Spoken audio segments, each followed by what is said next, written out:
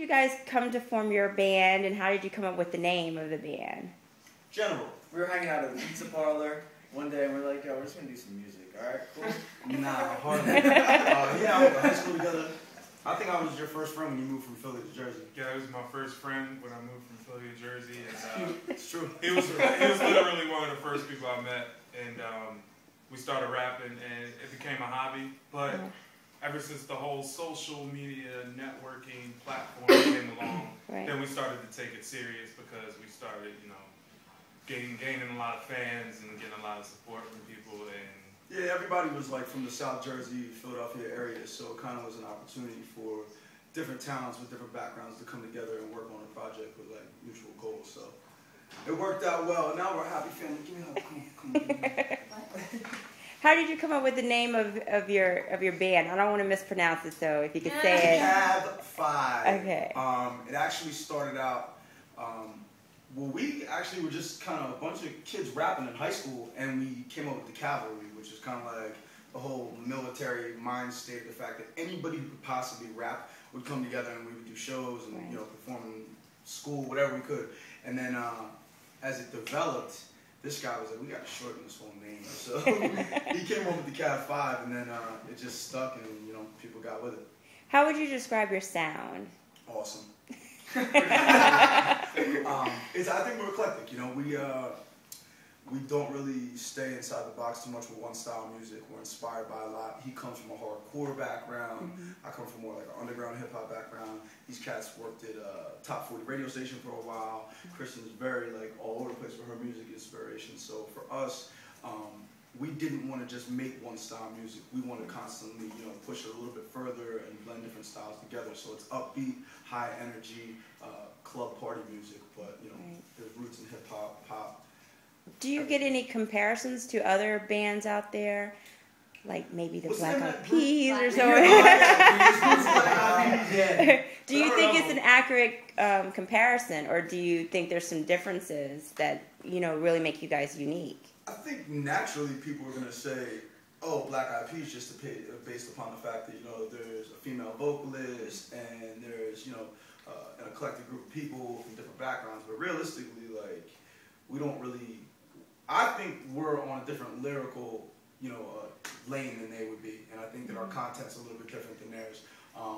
They're very talented cats, but I think we kind of have our own lane we're in right now, so.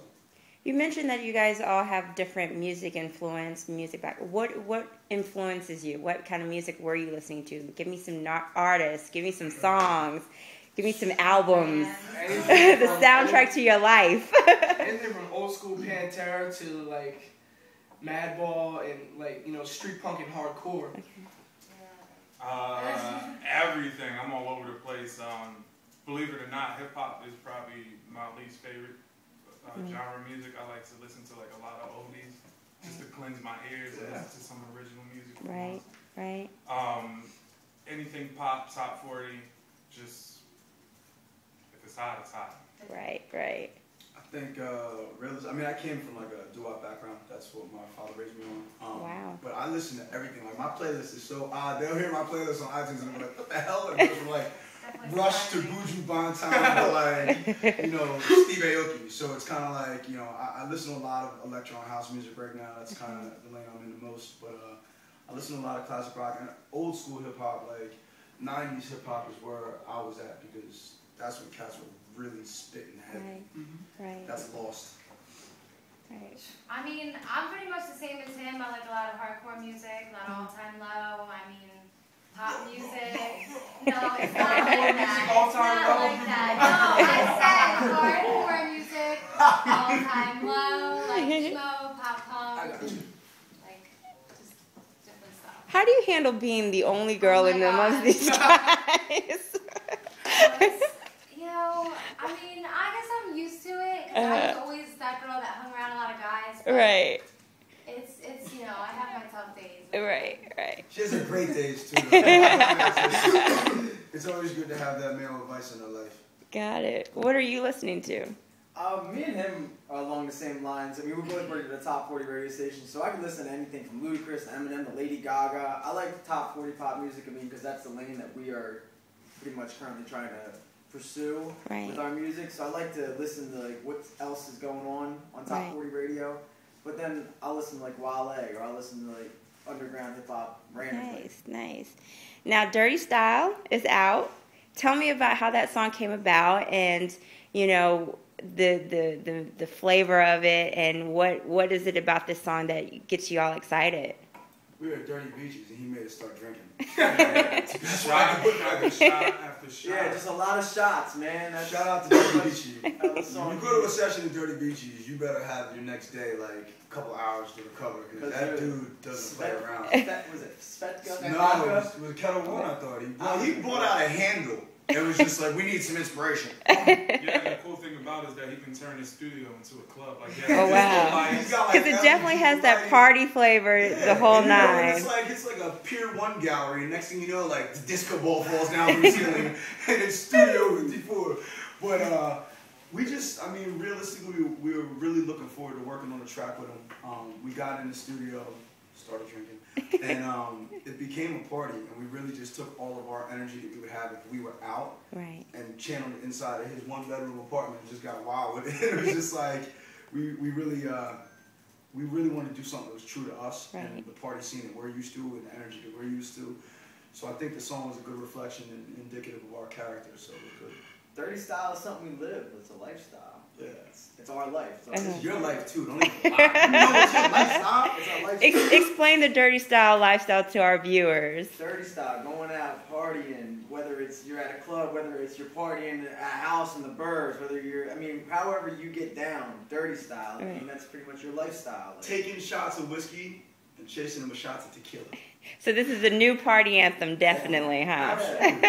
It's absolute mayhem. It's like you can live Dirty Style without even being in the party scene. It's everything you do. If you're an artist and you just completely get crazy with what you're doing, that's Dirty Style. Right. When you guys were just forming and just doing different shows and finally get this opportunity to record, start working on your EP, is the process what you expected it to be, or is it a lot different? I think every day it changes. Realistically, as an artist, you're constantly evolving. As a person, you're constantly growing. You should be. I think that the more people we meet opens up more doors for us. Our management, our publicists, our producers, everybody's just constantly challenging us. And then it becomes a matter of challenging yourself. You can't always wait on outside people to challenge you and take you to that next level. So the process is, one day you'll really want, you'll sit there and be like, oh, we have 300,000 YouTube views, and you're like, oh, I can't wait to get to 500,000. Can't wait to, but you can't necessarily snap your fingers and make that happen. So the best thing you can do is continue to grow as an artist, continue to network, and things will take their course, I think. So. What was it like to have your video as MTV Buzzworthy? Because that's big. Awesome. It was cool. I actually woke up to that. They're like, you're on MTV. I'm getting all these text messages. I'm like, it's shout out to the wonderful folks at Big Picture Media for putting that together for us. We appreciate it. But it was cool. I think that for all of us, in 2009, we won Breakout Artist of Philly for the MTV VMAs. So we already had our first taste of the whole MTV thing and getting that type of support. And you think it's this big step up, and it's a matter of that just inspires you to work harder. So the buzzword thing's cool, but not until we're in power rotation are we ever going to feel like we've reached that, apex. I just don't think we're ever honestly going to feel like enough is enough, because I don't think enough is enough. I think there's always something more that we can do. Right. MTV needs more DaCav5. That's right. The world needs more DaCav5. So your EP is coming out this summer, correct? Yes. So what can we expect? Is it going to be more party? Is it going to be a little bit of... Give us a little hint. It's always going to be a party. No matter what, even when it's love songs, it's going to be a party. I can guarantee you. It's going to be the soundtrack to your Friday night. Oh, nice. It's going to be your wake up to your Saturday hangover. Yeah. So that's I can pretty much guarantee. I think we have a lot of different people that we're about to start working with. You're going to hear a lot. We're still going to keep our identity and our sound's going to be there, but one day it might be a little bit more hip-hop driven or urban driven. One day it might be more electro, vocal, house driven. You're going to see a lot. A dubstep record's going to look like fire, too, when they get that. So, who would you like to work with? I know you guys probably have some people lined up, but if you could have all the money in the world, you can pick someone out of the hat and say, here, work with us, who would you pick? Whoever's calling. Timberland. I'd like going to the studio with Red One. I think he would do us Are we well. talking about producer or artist? Just shoot Anyone. There's a new artist, Jessie J, that I love her. I'm in love. She's awesome. She's awesome. I'm really digging her track with B.O.B. Yeah. I think it's tough artist-wise because there's so many people that I admire, but as a 5-person group, it's like, I wouldn't want to say, oh, I want to work with this rapper, and then that rapper might have a style similar to my man's, or this singer, and it could be similar to Kristen. I think working with CeeLo would be real cool because he's such a unique and talented cat, and I mean, I've been up on Goody Mob for ages, so that would be something I think would be awesome. Production-wise, I mean, obviously we have a connection with David Guetta, because of big management. We'd love to be able to get with DG. I want Afrojack to do a remix for one of our songs. That's my guy. He's just gnarly as hell. It's my guy. Him and Laidback Luke, I'd love to have a remix done by those cats because I just think it would just take the sound to a whole different level. So, other than the EP, what else is up ahead for you guys down the road? What can we also be hearing from? Shows, tour dates, locking in the whole summer. Mayhem, Pandemonium. Lots of pandemonium. Girls. Lots of girls. No, I think first and foremost, you know, we have a bunch of upcoming show dates through the whole East Coast, from Florida up to Massachusetts. We're excited about getting out there and really getting in touch with more of our fan base. We have shows out in Minneapolis. We're putting together a mini tour for the summer. We're doing Festival for Humanities, which is going to be a huge project, and it's obviously an opportunity for us to let our music speak for charities' behalf. Nice. So that's definitely a good look for us. But pandemonium, mayhem, craziness, all that stuff too. Yeah,